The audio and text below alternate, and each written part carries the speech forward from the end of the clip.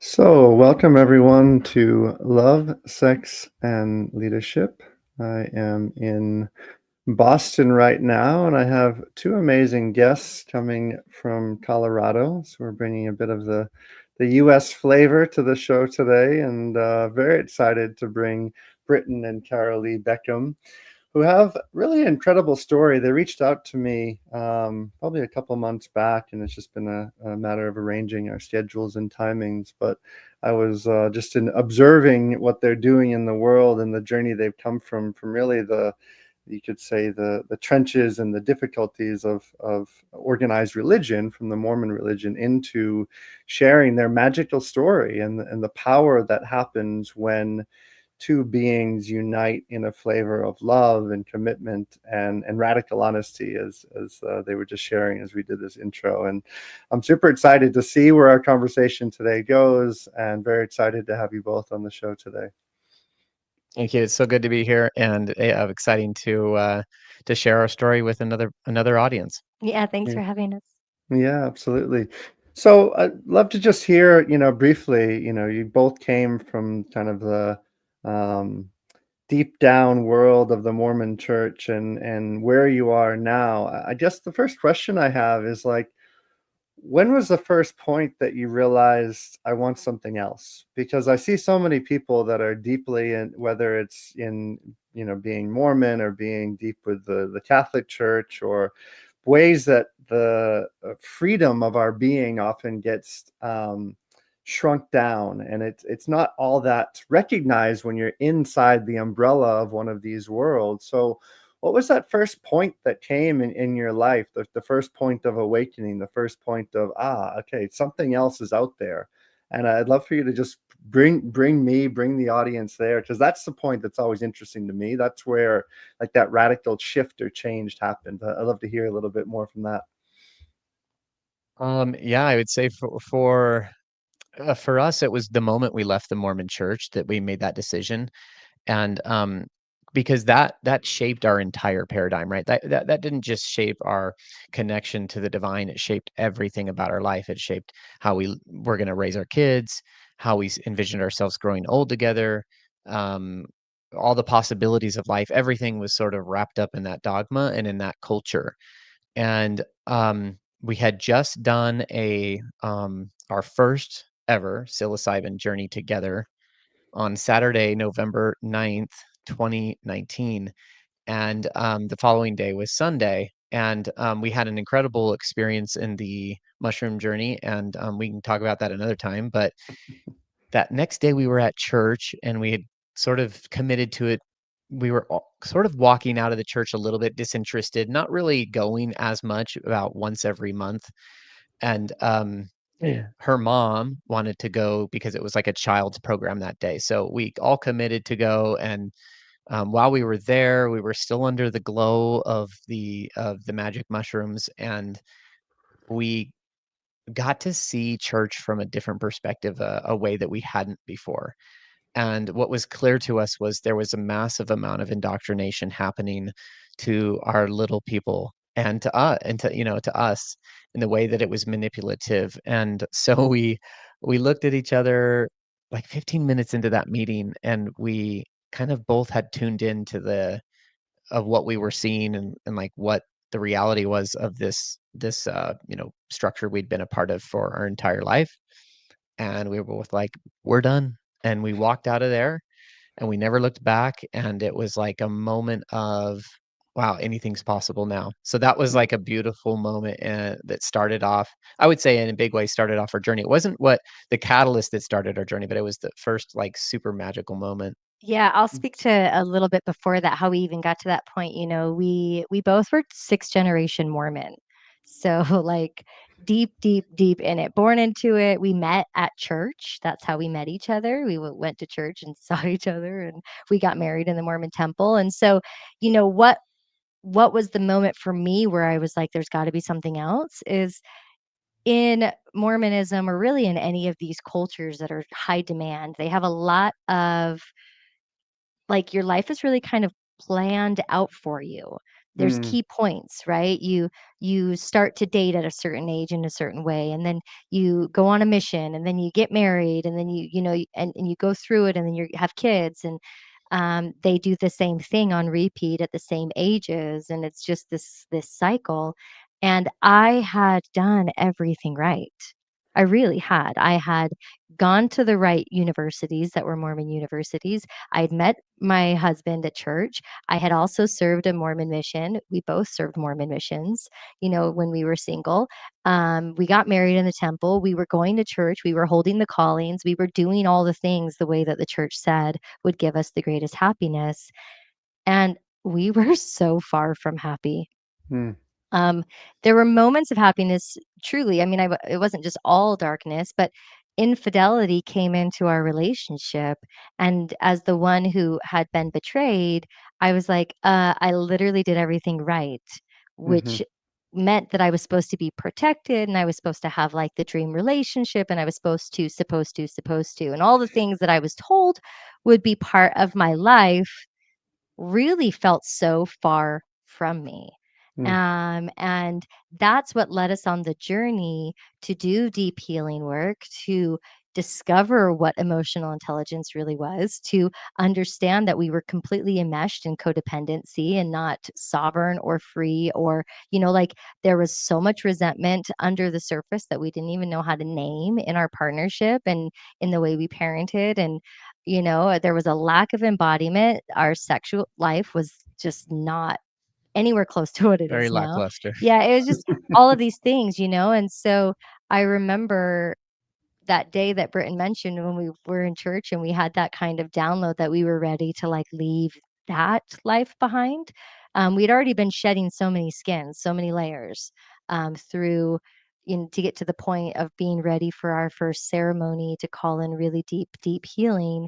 And it was like we like literally felt like I was skipping out of church that day. I was like, I couldn't get, and it was this most joyful, childlike, happy, like, I'm out of here and I'm never coming back. Oh my goodness, and it can be a terrifying thing. It took years for us to actually slowly deconstruct to be able to do that. But yeah, that was like a whole new lease on life. Amazing, amazing.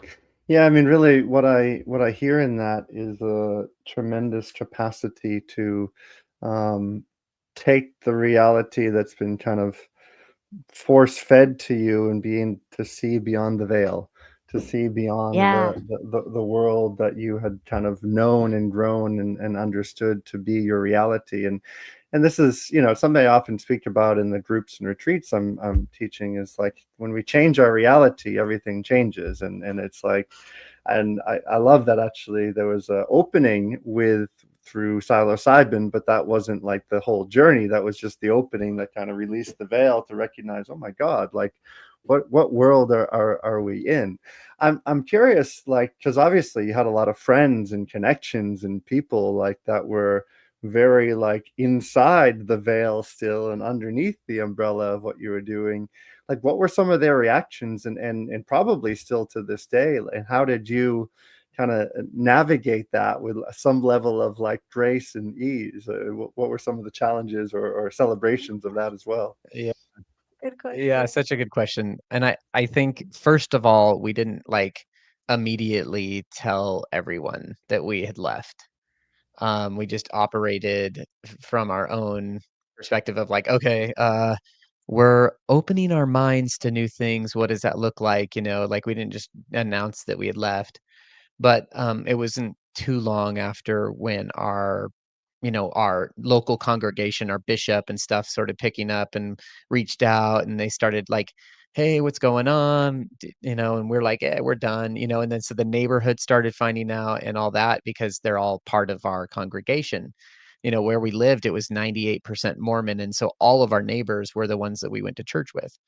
And so, yeah, and then we had family and so family didn't know for a little while, but as we did tell people, it became very difficult for many, including the neighborhood, including the community we were in. There are some family members that still struggle with the idea that I have left, that she has left. but our relationships have been sort of reset in a big way, and are getting they're sort of rebuilding. I think they're still in the rebuilding phase for some of the family. There definitely is actually still neighbors that think we went off our rocker, off the deep end. Yeah, neighbors from that neighborhood. We were visiting Utah just this last like March. March. And while we were there, we connected with a good friend, and she knew some of our old neighbors, and she said that she had seen one just recently, and they still thought we were off our rocker. Because what we ended up doing, is like we had been really, really in it. We weren't just like lackluster Mormons. Like we had both served missions. We were married in the temple. Our oldest son, who's now almost 14, he went to kindergarten, first grade, and second grade at a private religious school. This was like the cream of the crop Mormon families, wealthy Mormon, keeping up with the Joneses level families, all were at this school. I was employed by the school. I did their social media. I taught a high school photography class. Like we were incredibly involved. And then all of a sudden, just before he started third grade, which was the fall of 2019, 2 weeks before school started, I was like, whoa, whoa, whoa, I can't do this anymore. And so we put him in a charter school.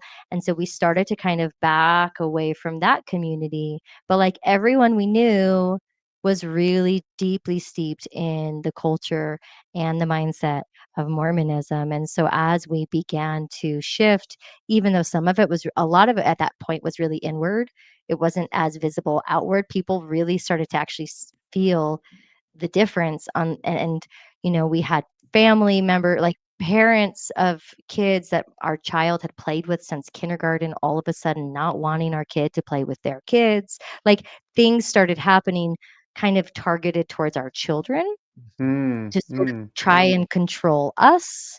It was a really interesting dance that we were doing. Um, and it was there were moments that were terrifying to face what everybody might have thought around us, but we had to just stay true to the course of our healing, because we had been through so much darkness. And we didn't even mention this before we even did the psilocybin journey. We actually went through the process that the church said was essential to heal infidelity. And that was a year-long commitment of healing. So we had completed that. Healing with Yeah, quotes. we had completed that. We had completed it successfully. Everything was, like, celebrated at the end of that, and that showed us that. Yeah, the church didn't Yeah. actually know how to deal with that. It was a disciplinary shaming structure that they had Mm, built around how to address this type of thing. And none of like, at the end of it, there was no difference in my own behavior. I had felt a lot of remorse and resentment for my decisions and sadness and recognized the devastation, of course, but the like, I still felt tempted by other women. Why? Why was that happening? And so there wasn't true healing happening, and so that's why Carolee and I were like, "There's gotta be something better," and that's what we were led to. We were led to real healing. mm, mhm. Beautiful. And I guess a question, and this might be part of my own, lack of knowledge inside the Mormon church, but isn't there also a fair amount of like husbands often having multiple wives? So where's the line between infidelity and, having multiple If wives, and only. where does that intersect? So, that's a really good question. I'm glad you brought that up. In the history of Mormonism, there definitely was the practice of polygamy. In fact, ancestrally, like I come from polygamists. I have some Mhm, ancestors that were. But in present day, there's different like sects of Mormonism, right? And so there's a fundamentalist group that still is practicing polygamous to this day. But in mainstream Mormonism, which we were raised in, they would tell you there's no polygamy now. Like it was stopped. When was that? Over 100 years ago. Yeah, so it's not something that was part of actually our upbringing. In fact, it was said to have been important, but like also stopped. Yeah, like, if you practiced it in the mainstream religion, you would be excommunicated. mhm, mhm. Gotcha, gotcha. And so, the piece I'm hearing with all of this is that really there was a strong, like, leader inside of you, both individually as well as being parents, to recognize like this isn't the world that I want my children to be raised in, and that requires like a breaking through of this paradigm of understanding that's held your kind of belief systems and your value systems for so long. And I'm also curious, like in the people that were probably saying like you're off your rocker, have you also had some people inside of that world that have said like, oh, actually maybe there's something to it, like, I reference that in my own world. I came from a maritime military world, and most of the guys I went to military school with think I'm, pretty batshit crazy at this point. But every once in a while, I get a handful of, a guy maybe once a year that will message me and say, "Oh, I thought you were pretty crazy for a while, but I'm going through a divorce. Can you give me some help?" Something like that. So I'm curious, like people that maybe have followed your leadership in that side as well. Yeah, there's definitely been people that were also on the fence or not knowing where they stood with the church, and they've seen our story and many others because the support that Mormons leaving the church, the groups and the different there's actually quite a bit of support in Utah for people that are struggling with Mormonism. And so our we've definitely had people that have left that we've known since that we're still like gung ho about it, and that undoubtedly we were an inspiration or an example of like how it's possible. And Hmm. frankly, I still think that that's going to be a big part of our journey, is to show that like leaving Mormonism is not the end of the world like they tell you it is. They say doubt your doubts before you doubt your fears, and or your faith, sorry, doubt your doubts before you doubt your faith. And it's like, so they're basically telling you to um, doubt the inclinations of your own intellect, your intuition. So doubt your intuition before you doubt your beliefs that we've told you. And that is such a manipulative thing, because it's not giving space for people to truly consider actually what's true for them. The church doesn't want you to. The church, in fact, any time that you're questioning or looking at material that would be considered quote anti-Mormon, then they would they would basically tell you that that's not good. Hey, like you need to stay away from that material. This is not how you build your relationship with God, etc. It's just a fear mongering religion, really, and they don't even know it. It's not like they come out and they're like fear, fear, fear, but I think systems of control always have an inherent level of fear that they use to control the people that they sort of that their constituents. So yeah, it's an amazing thing. When we walked out, we realized over the next couple of years of deconstruction that we were a part of a cult. Mm, mhm, mhm. And yeah, thank you for that, the clarity of that. And I'm curious now, in kind of meeting the field of sacred sexuality and emotional intelligence, and I'm certainly, people have told me that I'm part of things like that, and I kind of laugh because I know my own personal sovereignty. But I'm curious, in leaving the quote cult world of being in as a Mormon, to then meeting the different sects and the vibes and the places inside sacred sexuality community. Where have you seen any kind of similarities or similar connection points between these? Do you mean in the cult mentality concept? Yeah, and the cult mentality concept, because the psychologically there is this place where it's like when people find a way, they want to follow that way, and then if everyone's following that way, it's like it is a new culture, and that can certainly be conceived a cult in that framework. So I'm curious if you've seen any connection points of this. Oh my gosh.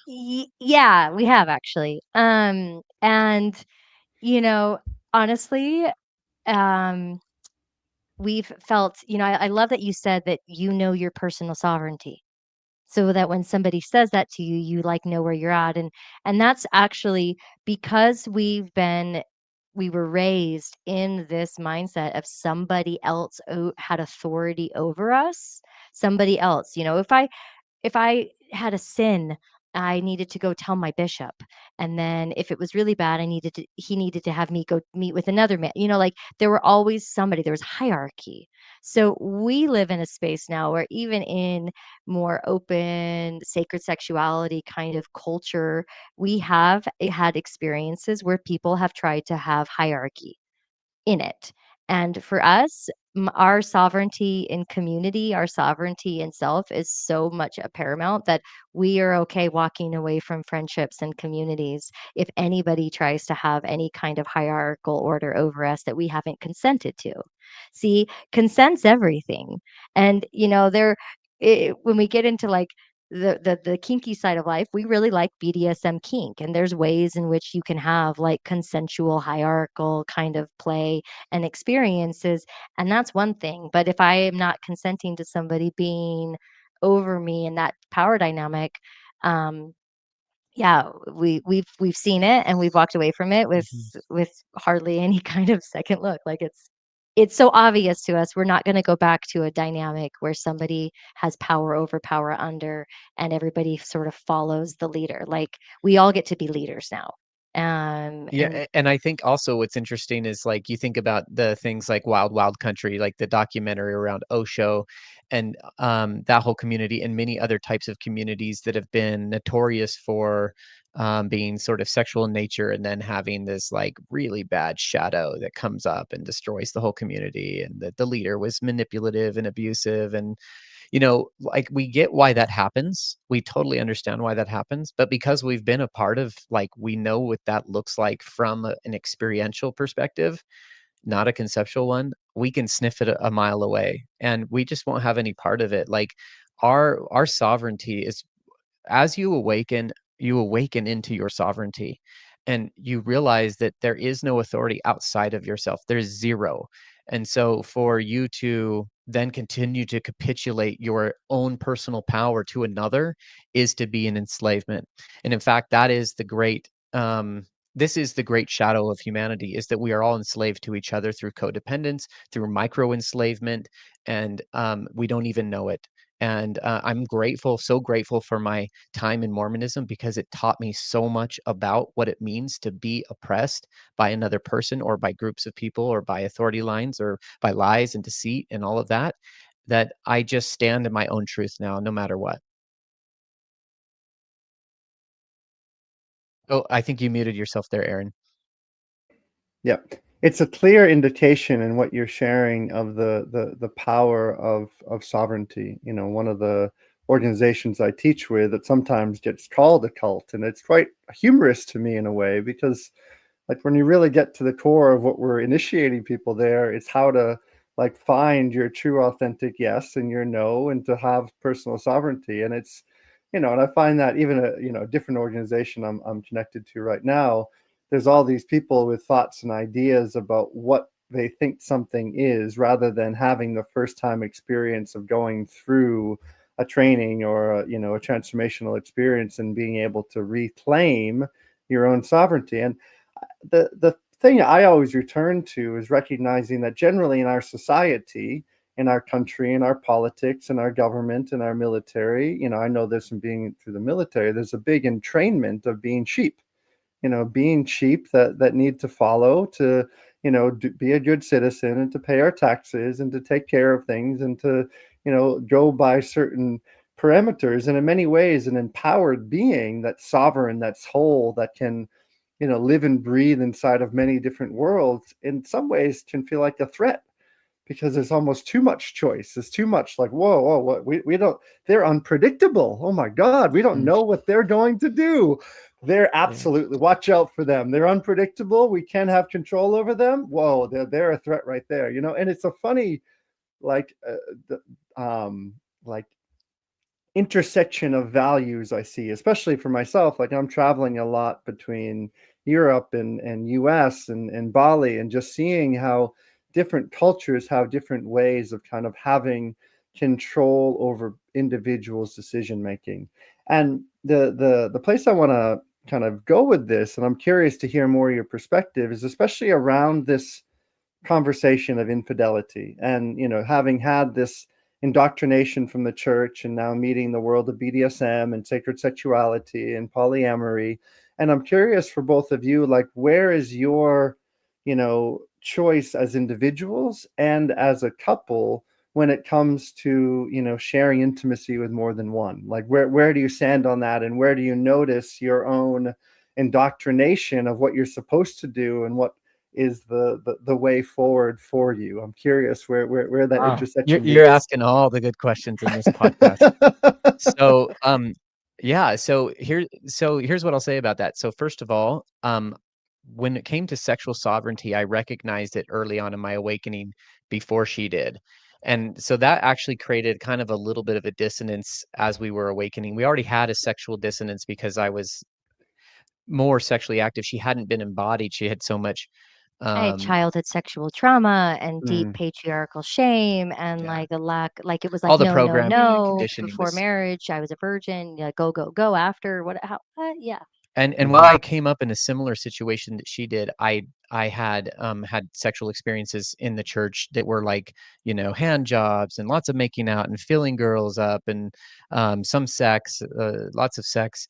And it was always guilt laden, right? mm, So every time I did something, it was like immediately the come down was like, oh my God, I know God hates me and blah blah, all that horrible feeling that spiritually I felt dead. And after I left the church and I contemplated this subject for some time and I recognized that I am my own authority, I realized that it was all about consent. Before I even had any training on consent and all of that, I just realized, oh, if two adults agree to anything, they can do whatever they want. It can be two men, two women, a whole bunch of people. It didn't matter. um, she wasn't fully ready for that truth, but I recognized it and I was like, "Oh, damn, I need to experience my sexual sovereignty." And so that became a place of like where we healed and explored and tiptoed around and did some different things until we found ourselves at ISTA, and then that really awakened us even into this deep, deep, I would call sexual liberation, and from there we continued to heal more and more. And now, where to answer your question, Aaron, like basically the way we see our relationship is that we feel so strongly committed to what we have built, what we have healed together. And that's why we are doing this podcast together. Is everything that we're doing now in our life is a co-creation. We are mm, united, we are a divine union. And so in that way, we have chosen into each other. And I would say the best way we describe this when I answer when people ask this is we are emotionally monogamous, mm, so that we completely are in fidelity with each other emotionally. We are not seeking for additional emotional support outside of the relationship. We are not seeking for sexual connections that are linked with emotional connection as well. In a longer than a container.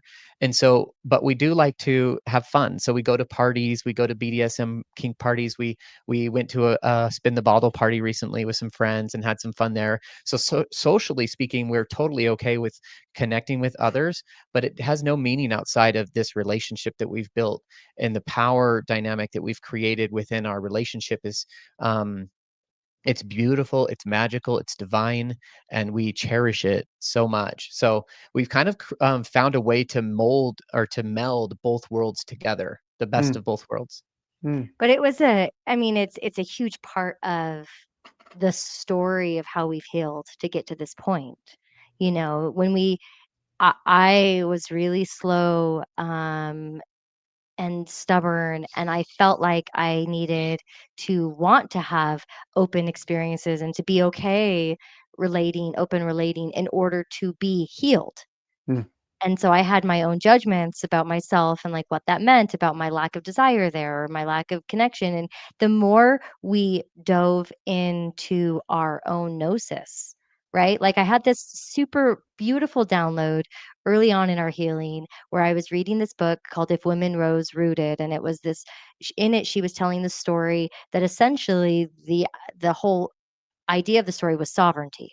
Sovereignty is what women want most. Sovereignty is what we all want most. And I read that and I realized, gosh, I really want that sovereignty. And I knew that by me claiming sovereignty, I had to also give him his sovereignty, but I still had wounds. I had significant PTSD from the betrayals. The trauma was severe in my body.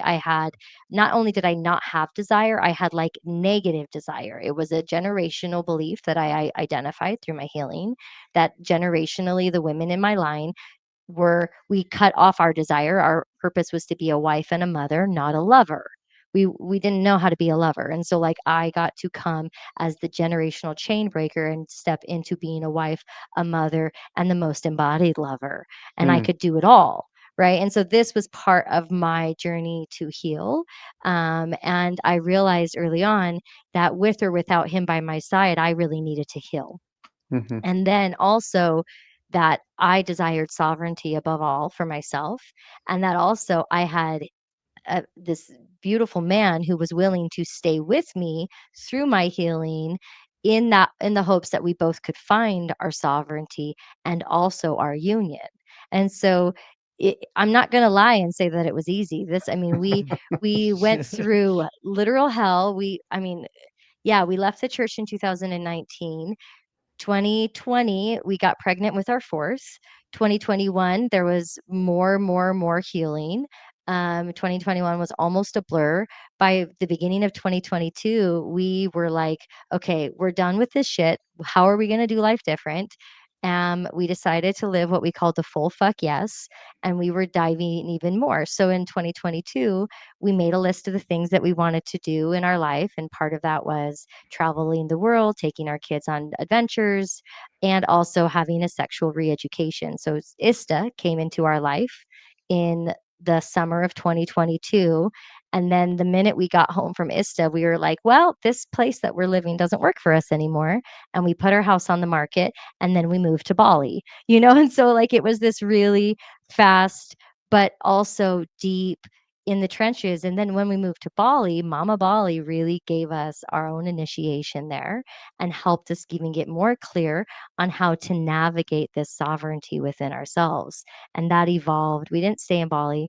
We ended up traveling the world, and it was this deep soul level world schooling pilgrimage with our four kids along the whole way, but ultimately it gave us what we really needed to know, which was ourselves. mm, mm, Healing isn't becoming something you're not. Healing is literally letting go of all of the conditioning and all of the layers that you are not, mhm, and then becoming who you really always have been, just the mhm. highest embodiment version of that. Yeah, I love that. I love that definition of healing. Sounds like quite a journey. Um, the piece that I hear coming up in this, that I hear, I speak about a lot in trainings I'm doing, and just in this dynamic between kind of the masculine and feminine, meaning like we both have masculine, feminine inside of us, and there's a masculine part that's almost often seeking freedom and really, resonates with the sovereignty piece. And not that the feminine doesn't. And again, speaking into the masculine, feminine in both sides. But I generally feel like in big turn in my own journey, like right now, I have a child coming in September. And I remember a few years back, like I made a very clear choice. Like my masculine freedom lover had lovers all over the world. I was traveling everywhere, and I'm still traveling a lot and teaching a lot, but I made a very clear commitment to like listen to the voice of my inner feminine more, that wants to be on land and wants to make babies and wants to, be a bit more grounded. And this was part of my own deepening of my inner union. And the question I'd love to hear your perspective on is that inside the sovereignty piece, there is the sovereignty to choose. And then there's also the sovereignty and the depth of relating that happens with two, that recognizes, yeah, there's a freedom loving part of us, and there's a part of us that's kind of longing for commitment and longs to be chosen and longs to be like, no, I don't want to share my intimacy with someone else. And I see both sides to it. Like I've had, my current partnership, we're, more monogamous, we're not sharing intimacy with others. And that's very much a choice that we're both coming from. When we met, we were both in open relationships, and it was just like a coming together in that way. And that really feels in alignment. So I'd love to hear your perspectives on where this like freedom loving masculine part meets the feminine longing to be chosen, and how you feel like these intersect to have this sacred union you're speaking about. Because I feel if those aspects aren't really dealt with and met and handled, then it often creates a lot of challenge in relationship, where some parts of people aren't feeling like they're here in it completely. and that leads to divorce, and they feel like they're not being seen because they can't be in their freedom or they're not being chosen. And where has this sovereignty met the longing to be chosen as well as the longing to be free? Yeah, another good question. And I would say, like it there's no simple answer for well, every answer is going to be unique for people here. Mm, And I think this is where, like we would quickly caution, hey, we've figured out what works for us mm, through our own unique soul blueprints and harmony and desires, right? Not every couple is going to feel the exact same. You might, and you're in a different place because you've had more sovereignty and now you're looking for this. Like everybody has different life experience.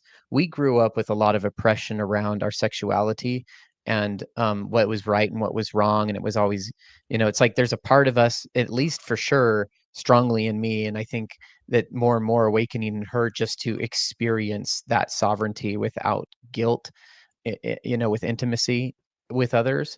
And but we have, like, when we were exploring, and she was like, "Bro, Britton, I just want to know, are you poly? Is that what you are?" And I was like, you know, "Are you going to give me the freedom to be poly?" And she finally did, and it was that moment that I was able to really truly understand and look inward that I had no desire for it. I'm not interested in developing additional quote unquote lovers that I have relationships with. And so we are like so committed to each other and to our family and to our what we call a merged timeline, like we've collapsed our timelines into one. And so we've really become this union, this soul, the we is now our life. And but we do recognize that we are two individuals as well. And so we honor our sovereignty so deeply in the other, and that's actually what drives us deeper into each other. So mm, there's an interesting little mm, paradox of truth here, that the more that you allow another person to be free, the more that they will feel committed, connected, and safe with you. And so through that safety and connection that we've built, we've actually found stronger commitment, and we've found deeper and deeper levels of bliss and love making, and presence, and all of the good things that happen when you're totally free with another. And so, the masculine feminine part that you kind of ask about, I think that those energies, we have to honor that not everyone is pre-incarnatively configured to be the same type of person in this life, and that their life path will always take them down other ways. I will say that a lot of the spiritual material that I've read leads to the concept of union being a very powerful vehicle for ascension. And mm, we have discovered that. And that's one of the reasons why we've also chosen into each other deeper, is because we see that the relationship itself is the tool that we use to ascend. And that's actually part of you could say the work that we do, that we offer. One of the services we offer, ritual shadow work, is how we teach people how to find that deep union and mirror relationship, and find and redefine the whole relationship as the vehicle for ascension. So that's how we view it. And like, it's really powerful for us, but we don't project that onto others and think that they need to do this. But we do know that there's people seeking this type of thing, and we're open to help guide them into it. Yeah, mm, I'll add, really, really it is, the more freedom we were able to give to each other, the more that choice, right? You talk about the feminine longing to be chosen, the more freedom that we were able to explore safely, right? Part of our original exploration wasn't safe. There mm, were moments of self-betrayal, especially for me, in that I didn't have the training to know how to have an embodied no, how to have an embodied yes, and how to be able to show up without disassociating or just traumatizing myself, and again, going back to, like, I kind of thought that in order to be quote unquote healed in my embodiment, I would have to be okay with open play, or okay with some of the things that some of those in these open relating, very like sex positive communities were all okay with. But I was willing to go into my fears and willing to try something new and willing to discover more about myself. And in that, I really learned actually, you know, astrologically speaking, my Venus placement is the one that loves the safety, loves the security, loves the monogamy. My Venus is in Taurus, and Taurus is a slow, stubborn earth sign that just really likes things to be what they are. His Venus is in Aquarius. Aquarius is the sign of the sacred rebel. Like Aquarius is revolution. Let's do it all different than it's been done and show that it can work, right? And change our lives. And so as we learned about ourselves, there were moments in our healing that we definitely had this fear threshold of, oh my goodness, are we actually not compatible? Like, are we not fully compatible with who our blueprint, who our makeup is? Because he wants to have these experiences. They scared the living shit out of me. I can't do it. I disassociate, la, la, la, la, like all of the things. But as we navigated and learned how to find sovereignty and safety as individuals, I had to learn safety within my own body, which this is like lifetimes in the making. I view now the path of our union as like literally helping me to heal karma from past lives, Mhm, right? Like mhm, we view our connection as something like we have been lovers through lifetimes. We have had such cosmic, orgasmic bliss moments where in our cosmic connection, I literally have seen visions of these past lifetimes and our lovership, right? Like it's been so powerful to be in that and realizing, oh, now that we have the safety within ourselves, now that we know how to claim our safety, now that we know how to make agreements that aren't compromises, agreements that are like, oh, that's an agreement I can make a full yes. You're not controlling me. See, sometimes in our partnership dynamics, we want to control the other person to do Or manipulate, yeah. that's going to make us feel good. And there were definitely moments of that, but we really were doing the work to heal and to understand and to embody to the point now where we've emerged into this beautiful space where we have this freedom within ourselves. And I have to say, I mean, when your partner is unfaithful, like mine was, and does it more than once. I mean, people say once a cheater, always a cheater. In our case, that was the case. There were multiple incidences of infidelity over like a 10, 11, 12-year period of our relationship. Um, there's a lot of sadness and difficulty that comes from that, right? And I wanted more than anything to be chosen by him. And mm, because of the infidelity, I didn't feel chosen. But now, as we've been able to heal and we've been able to work through that, and we've been able to call back the parts of ourselves that disassociated and that didn't feel safe, he has so much freedom. He has all the freedom. He has all the sovereignty, and he's never chosen me deeper. I feel so deeply chosen, mm, mhm, because of that dynamic. We have the most beautiful agreements. We feel so safe. The trauma, the PTSD that was once a regular part of my everyday is gone. I don't mhm, have any of those triggers anymore. And we have this really beautiful embodied union that takes us to the cosmos when we drop in with each other. mm, And mm, it can happen so fast, you know. mm. So Beautiful. Yeah, I love what you started with saying that union is the vehicle to the higher ascension. I really resonate with that. I always look at, relationship as our greatest spiritual teacher. There's nowhere to run, there's nowhere to hide, and it's just meeting Mhm. ourselves and meeting Oh, each there's other. places to run, Yeah. and people do, and I find it in the community, actually, a lot of people are seeking union, like, I'm so friends with so many poly people, and they're all amazing, I love them, like, they're the most present people I know, yet many of them are seeking relationship, but when Mm, the tribulations of relationship come, they run. mhm, mhm, And I see this as a pattern within the lives of these people, and I don't know, I'm not gonna judge it because I'm just observing. I'm trying to do this without making any pretense to it, but I do see that many of them do seek a deeper connection, but, the true relationship is made through the darkness, and Carolee and I, have stuck with each other through some of the most agonizing moments of disconnection and heartache. Mm, And we have found incredible bliss through it. And that's the triumph, that I want to share with anyone that's listening. Like, if anyone walked away from anything in this conversation, it would be that they can have a relationship so deeply connected, so powerful, that it becomes not just something that they love and cherish, but it's something that's central to their experience. It is something that elevates them on a daily basis, and that they're mm, committed to they're committed to their own growth, right, in the relationship, and the relationship is the tool for that. So yeah, like, I don't want to say that I'm not biased. There may be a way to continually find um strong growth in the poly community. Obviously, there's a lot of shadow work to do with your partners.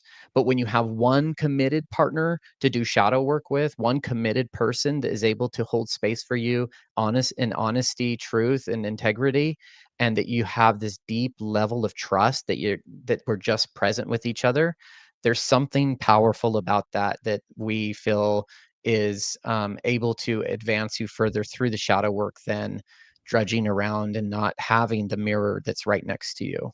for sure. Yeah, and I guess in the spirit of shadow work, what I heard you share, Carolee, is that there was a judgment of his infidelity, and I'm curious in your journey of kind of like owning the shadow and owning, how has it been for you to have you been able to own that like part of you that's also infidelitous, and have you had interactions outside? Has that come up for you? Have you owned that part, and where has that kind of woven in the strength of the relationship? Or is that, I'd love to hear more on that. Yeah, so, earlier on, Britton was really encouraging, like, for me to allow myself to fantasize or, you know, think about exploring. And that was part of my own judgment that I've kind of referenced is I judged myself for the fact that that was like almost impossible for me. Mm, I mm, didn't, I didn't really feel that pull. And I was like trying to force myself to feel it, mhm, trying to mhm, force myself to like want to connect with other people, trying to force myself to like be okay exploring and experiencing. There was judgments that I held about all of it that at first blocked me. Oh, maybe you don't want to explore because you think inherently there's some shame or it's wrong to some level, right? And so I had to face some of those shadows. In fact, as we were driving to ISTA, he was very excited about the possibilities of what we were going to uncover about ourselves and how we were going to have this reframing of, we had no education in this regard from our Mormon upbringing, none whatsoever.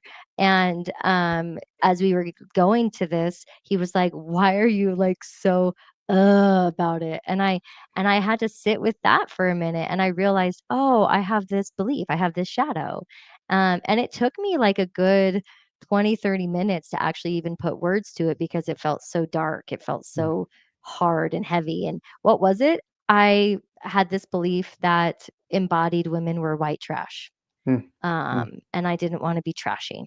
mhm, And then I was able to identify exact stories from my childhood and from my life that proved this story to be correct.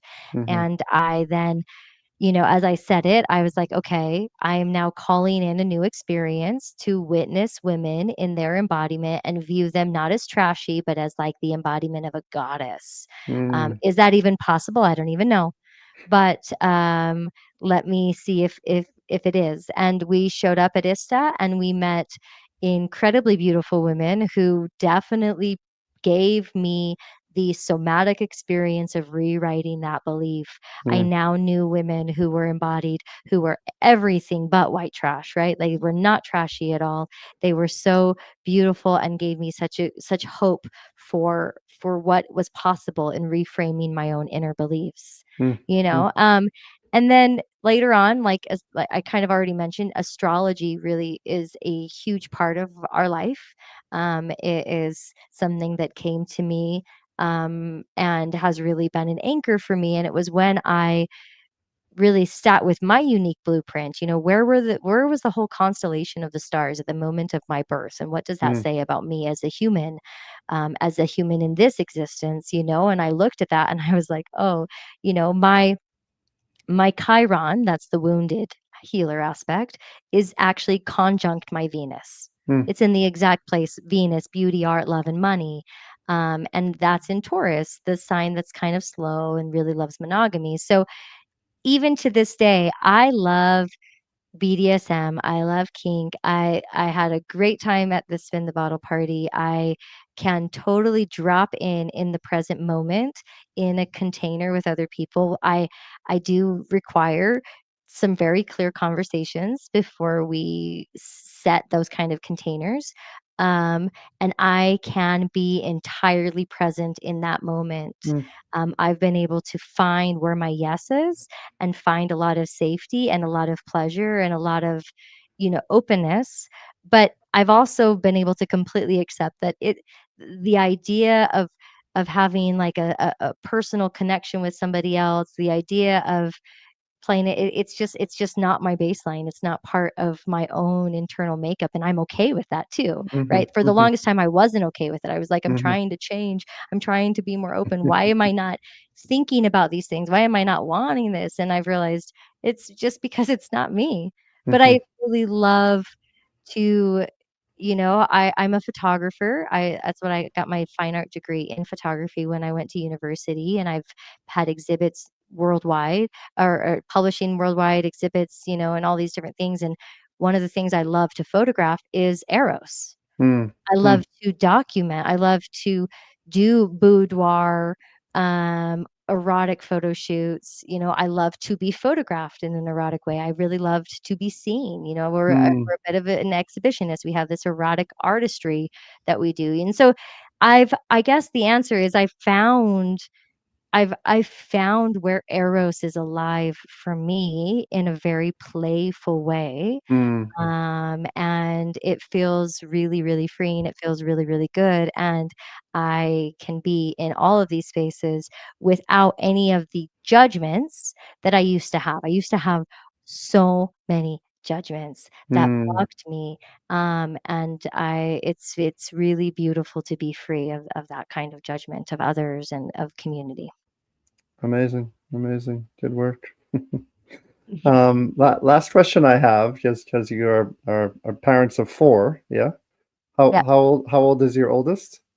He will be 14 in August. 14. So, as stepping into fatherhood myself and working with a lot of, moms and dads through the years, this conversation of the best ways of like integrating and having healthy conversations around sexuality, and really to bring it into a way that doesn't put the shame and doesn't put the stigmas and make them do 20 retreats when they're 30 years old to redo all of their stuff that happened when they were young. So I'm Yeah. curious, from as parents of four children, what, especially for parents that are listening, and including myself, like, I mean, I have ideas of how I will have these conversations and bring it in healthy, clear ways. My ex-partner, I was very involved as a stepfather to her two kids, and so it's been alive in my field. But I'm always curious, in especially from your own journey coming from the church and where you've been, like, what do you feel is going to work best, and what is working best to be able to destigmatize a lot of the issues and challenges that young kids get shown around sexuality, because there isn't a healthy conversation around it. But I'd love to hear some thoughts from your side on this. Um, I'll go first. So I think that the first thing is, one, we don't shame anything around it, right? Like, there's all of it's okay, even pornography. Like, we don't shame anything. Um, because as soon as you create the resistance around something, then it becomes more enticing anyway. Like, that Mm, was what the great lesson I learned in Mormonism was: anything that the Mormon church told me not to do, I automatically wanted to do it. So we don't do that. And then there's just a lot of like individual growth that happens. Like, there's no like age that's right for any child to like have a certain conversation. It's really about when the child is expressing interest, and then like acknowledging their own intellect, their own emotional maturity, and what they could handle, and finding the right appropriate, we'll call it age appropriate or just maturity level appropriate way to engage the conversation of whatever nature. And so like we have, we have 4 kids, and our most embodied child is our 4-year-old. I mean, she just runs around naked everywhere. She just loves her body. She has no problem with it. She's the culmination of our healing. Mhm, And mhm, it's beautiful to witness her. And I love that my children are so, like, they're so understanding of all of this, and they're so appropriate with each other. My 14-year-old, I'm struggling. He's reaching that age where he, like, says things I don't want him to say in front of the other kids, mm, um, because their minds are a little bit different than his was, even at their age. And so, yeah, you just have to, it's a really actually quite a dance, especially when you have multiple, right? Because then you're dealing with, like, oh, this one's ready and this one's not, or this one wants to say stuff in front of the other one, and you're like, no, wait, I don't want you. So there's an interesting dynamic there, and we just take it. You just have to be present. I think that's the key. You just be present and conscious with everything around each child. mhm. Yeah, Yeah, beautiful. I'll add, as someone who experienced sexual abuse as a young child, Mm, I also have, we also have that very strong, fierce protection over our children. mm, That dance of, you know, having clear conversation about their bodies, especially with the 4-year-old who's really embodied. We talk to her all the time about what is appropriate for her to do and allow others, and like really set the container of her safety in her body. mm, Um, because that's really, really important. We live at a time where unfortunately, I mean, the abuse that I suffered was from a family member, mhm, mhm, somebody who was supposedly safe, like in my cousin's house, like where I was supposed to be safe, right? So mhm, and as we do the work to heal, we as adults become more safe anchors where we really protect children as we also are embodied. There's a way to have both. And that's through normalizing. We live here in Colorado on 46 acres, and there's a river on our property. We go down to the river on a regular basis, especially during the summer, and we will be nude at the river. Like nudity as around our children is really normalized. It's not sexualized. It's very normal. We'll mhm, have friends come over that have the same vibration, and we'll all be there together at the river, and our children will be playing, and again, it's very safe, and we're very open, and we have clear conversations about boundaries and bodies and safety, and then also, like, with our teenager, conversations that don't have shame. I tell him all the time, trust is the most important thing to me. I want to be able to trust you. So he mm, has dropped in and told me the truth about everything he's going through. Like, I mm, know his life really clearly. And that is so valuable to me as a mother, because when I had my first kiss at 13, I couldn't tell my mother about it till I was 21. Like, mm, there wasn't this openness, this honest conversation and dialogue. And so we model that conversation, the ability to be honest, the ability to not have shame, to really talk about how to be safe. Especially with our oldest one, we talk a lot about consent and about safety with him, and really encourage him to honor those vibrations, honor those frequencies. mhm, And honestly, it's really paid off. mm, mm. And, Beautiful. part of what we did for our family too is, we did sell everything, and we traveled the world together, and we deconstructed not just from the religion that we grew up in and that the children were beginning to be raised in, but we deconstructed from Western culture, from society, and really formed this strong anchor as a family. And I think that that's really given us this beautiful foundation of moving forward in the world together as this beautiful little unit of souls. Like, Mm, each It's one our of them, tribe. yeah, they're our tribe. They're such school kids, and carrying them in my womb is what also honestly facilitated my awakening. I Mm, couldn't hold these higher beings of this beautiful frequency and not have my own frequency want to shift to be mhm, better for them, and be able to raise them. mm. Amazing. Well, I'm honoring and celebrating both of you and just the journey that you've been on and all of the souls and the the children that you're raising and all the people that you're impacting in the world. And yeah, it's really it's a joy to get to know you more here and to just to feel your story. It's really a magical, powerful story that I know will inspire many on their route. Those who are listening who'd like to find out more about the two of you, where's the best place to send them? Yeah, so our website is themagicalstoryofus.com. And so from there, they can learn about our journey a little bit. We've kind of highlighted some of the main points of our journey. And then, they can find out all about our offerings. They can book a free discovery call with us.